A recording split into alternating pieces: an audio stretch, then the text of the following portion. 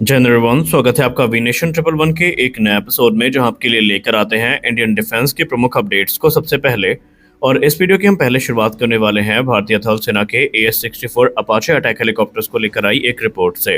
Apache attack helicopter वो helicopter है जिनका इंतजार भारतीय थल सेना काफी लंबे समय से कर रही थी, क्योंकि भारतीय थल सेना में इन हेलीकॉप्टर्स के ज्वाइन होने के बाद सेना की जो फायर पावर है वो निसंदेह काफी ज्यादा बढ़ने वाली है। हालांकि इसमें काफी डिलेज का सामना करना पड़ा। एक समय तो ऐसा भी आया जब बोइंग को फ्लीट को ही ग्राउंडेड करना पड़ गया, क्योंकि कॉकपिट में जो स्मोक के इश्यूज थे वो देखे गए थे। लेकिन फाइनली भारत में जो पहला बैच है अपाचे अटैक हेलीकॉप्टर का वो आ चुका है। और आज एक इंटरेस्टिंग डेवलपमेंट हमें तब देखने को मिला जब अपाचे अटैक हेलीकॉप्टर को लेकर एक पहली खबर सामने आई, जहां पर भारतीय थल सेना को ऑफिशियली हैंड ओवर किए जाने से पहले बोइंग के AS-64E अपाचे अटैक हेलीकॉप्टर्स ने जो पोस्ट डिलीवरी फ्लाइट ट्रायल हैं, इनको हिंडन एयरबेस, जो कि उत्तर प्रदेश के गाजियाबाद में स्थित है, वहां से इनको पूरा किया गया। इस फ्लाइट ट्रायल का उद्देश्य ये था, ये देखने के लिए कि क्या सारे सिस्टम अच्छे से परफॉर्म कर रहे हैं और जो परफॉर्मेंस है वो ऑप्टिमल है। अब इसका सीधा मतलब ये है कि भारतीय थल सेना की जो आर्मी एविएशन कॉर्प है, उसको जो हेलीकॉप्टर का पहला बैच है वो मिलने वाला है। जी हाँ, टोटल 6 हेलीकॉप्टर्स की डील 2020 फरवरी में साइन करी गई थी, जिसकी लागत 5,691 करोड़ थी। और उनमें से 3 हेलीकॉप्टर्स का जो पहला बैच है ये भारत पहुंच चुका है। इन्हें एंटोनोव AN-124 एयरक्राफ्ट से ट्रांसपोर्ट किया गया था। और अब यहाँ पर क्योंकि इनके ट्रायल्स लगभग पूरे हो चुके हैं, जिसका सीधा मतलब ये है कि कभी भी ये भारतीय थल सेना को ज्वाइन करने में सक्षम होंगे। AS-64 अपाचे की बात करें तो ये दुनिया के most advance multi role combat helicopters की श्रेणी में गिने जाते हैं और इनको AGM-114 जैसी हेलफायर मिसाइल से इक्विप किया गया है, तो वहीं इसमें स्टिंगर जैसी एयर टू एयर मिसाइल भी देखने को मिलती है। अपाचे की बहुचर्चित 30 mm की जो M230 चेन गन है वो भी इसकी एक प्रमुख फायर पावर है। वहीं इसमें AN/APG-78 लॉन्ग बो रेडार देखने को मिलता है, जो कि साइमल्टेनियसली 128 टारगेट को ट्रैक करने की कैपेबिलिटी रखता है। ये हेलीकॉप्टर निसंदेह हमें डेजर्ट कैमोफ्लेज में देखने को मिले हैं, जिसका सीधा उद्देश्य ये है कि डेजर्ट एरियाज में इनका डिप्लॉयमेंट हमें काफ़ी बड़े पैमाने पर देखने को मिलेगा। अब इनका जो इंस्पेक्शन अभी हुआ है उसके पीछे का सिर्फ एक ही उद्देश्य है कि सभी सिस्टम्स की जो परफॉर्मेंस है उनको देखा गया इंडियन कंडीशन में कि वो कैसे परफॉर्म कर रहे हैं, और ये क्रिटिकल स्टेप होता है। रक्षा मामले के जानकार लोग ये बताते हैं कि जब फॉरेन से कोई नया प्लेटफॉर्म आता है तो उसे पहले इंडियन कंडीशन के हिसाब से ढाला जाता है और देखा जाता है कि इंडियन कंडीशन में जो फ्लाइट सिस्टम है वो कैसे परफॉर्म कर रहे हैं, क्या यहाँ पे कोई मेलफंक्शन नोटिस किया जा रहा है या कोई दिक्कत है। और जब सारी चीज़ें आश्वस्त हो जाती हैं तो उसके बाद सेना को वो चीज़ें हैंड ओवर कर दी जाती हैं।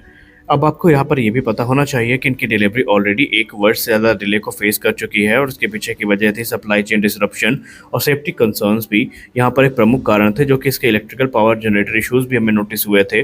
और इसके चलते अमेरिका ने इनकी जो डिलीवरी है इस पर रोक लगा दी थी। हालांकि कुछ रिसेंट रिपोर्ट सामने आई थी जहां पर यह कहा गया है कि इन 6 हेलीकॉप्टर के बाद भारतीय थल सेना एडिशनल नंबर में जो हेलीकॉप्टर्स हैं उनको भी कंसिडर कर रही है। हालांकि आपको बता दें कि सेना के सोर्सेस ने कई बार मीडिया के सामने आकर ये कहा है कि अब सेना का जो रुझान रहेगा वो इंडियन हेलीकॉप्टर पर ज़्यादा रहेगा। फॉरेन हेलीकॉप्टर के ज्वाइन करने के चांसेस लगभग ना के बराबर हैं, यानी भविष्य में संभावित है कि हमें कोई एडिशनल जो अपाचे डील है वो होती ना दिखाई पड़े। बनस्पत इसके भारत जो है वो लाइट कॉम्बैट हेलीकॉप्टर पर इन्वेस्ट करना ज़्यादा उचित समझेगा, और यही एक अच्छा निर्णय भी है, क्योंकि अपाचे के साथ साथ हमें भूलना नहीं चाहिए कि हमने 156 हेलीकॉप्टर जो कि एस प्रचंड है इनकी डील को भी क्लियर किया है, जो कि बहुत जल्दी भारतीय थल सेना को ज्वाइन करना शुरू कर देंगे और इससे भारतीय थल सेना की ताकत कई गुना ज़्यादा बढ़ जाएगी। अगली रिपोर्ट में बात करने वाले हैं MRFA डिलेमा को लेकर आई एक खबर के बारे में। आप सब ने MRFA को लेकर अब बहुत सारी रिपोर्ट सुन रखी है और MRFA को लेकर इस समय कंफ्यूजन अपने चरम पर है। जो डिफेंस एंथुजियास्ट हैं उनके मन में एक ही प्रश्न है कि आखिरकार MRFA किस दिशा में जा रहा है, हमें क्या देखने को मिलेगा, किस बात पर भरोसा किया जाए, और भारतीय वायुसेना और मिनिस्ट्री ऑफ डिफेंस का निर्णय क्या होने वाला है। दरअसल अभी तक एक चीज़ अगर हम कुछ महीने पहले की बात करें तो स्पष्ट थी कि MRFA अगर फाइनलाइज होता है तो उसमें Eurofighter typhoon, Rafale F4 standard, F-15EX के बीच में एक तगड़ा कंपटीशन है। लेकिन पिछले एक महीने में समीकरण पूरी तरीके से बदलते नजर आए हैं।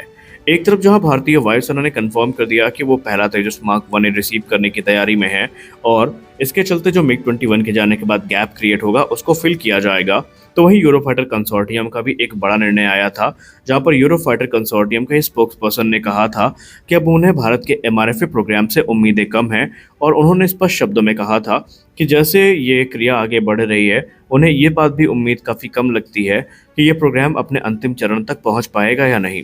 उनका कहना है कि भारत में चीज़ें काफ़ी स्लो हो रही हैं और इससे अब उनका जो भरोसा है वो उठता जा रहा है। तो भारत में अपना पूरा ध्यान केंद्रित करने से अच्छा है कि जो दूसरे ग्लोबल कस्टमर्स हैं उन पर यूरोफाइटर कंसोर्टियम अपने टाइम को इन्वेस्ट करे, जहां से उनको डील मिलने की उम्मीद है। निसंदेह ये रिपोर्ट आपके लिए हार्ट ब्रेकिंग होगी, लेकिन कहीं ना कहीं उन्होंने सत्य ही कहा है, क्योंकि 2019 से जो सिलसिला चल रहा है वो आज भी 2025 में अनवरत आगे बढ़ रहा है और उसमें कोई मेजर डेवलपमेंट हमें देखने को नहीं मिला है। वहीं अगर हम बात करें मौजूदा समीकरण की, तो यहाँ पर दो चीज़ें हैं जो कोलाइड कर रही हैं। एक कन्फ्यूज़न जो कि ये है कि क्या भारत अब 5th जनरेशन फाइटर की तरफ जाएगा या भारत 4.5 जनरेशन के फाइटर्स को एक्वायर करेगा। दूसरा यहाँ पर तबका ऐसा है जो ये मानता है कि भारत को 5th जनरेशन और जो 4th जनरेशन एयरक्राफ्ट हैं, इन दोनों की कंबाइंड फ्लीट को एक्वायर करना चाहिए ताकि भारतीय वायुसेना के पास एक बैलेंस्ड फायर पावर रहे।